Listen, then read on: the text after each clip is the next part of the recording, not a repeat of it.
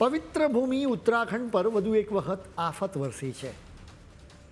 અહીં ખીરગંગા નદીના ઉપરવાસમાં વાદળ ફાટ્યું, જેના કારણે ઉત્તરકાશી જિલ્લામાં આવેલા ધરાલી ગામમાં ભયાનક પૂર આવ્યું, જેની સાથે જ મોતનું તાંડવ શરૂ થયું.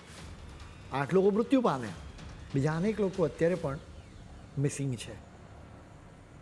ધરાલીમાં 5મી ઓગસ્ટની સવાર સુધી તો બધું ઠીક હતું, નોર્મલ હતું.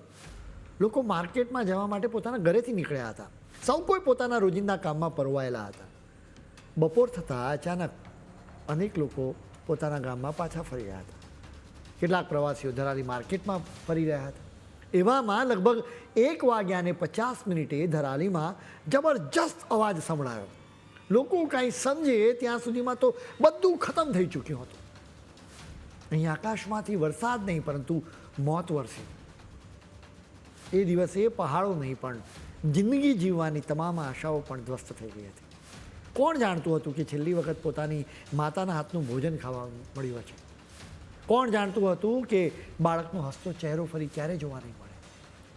નદીના પાણીમાં જાણે લોકોના આંસુ પણ વહી ગયા. ધરાલીમાં ઓચિંતા વાદળ ફાટ્યું, જેની સાથે જ વિનાશનું તાંડવ શરૂ થયું. માત્ર 34 સેકન્ડમાં પાણીનો ધસમસતો પ્રવાહ અનેક ઘર અને હોટલને પોતાની સાથે વહાવી ગયો. પત્તાના મહેલની જેમ પાકા ઘરો તૂટી ગયા.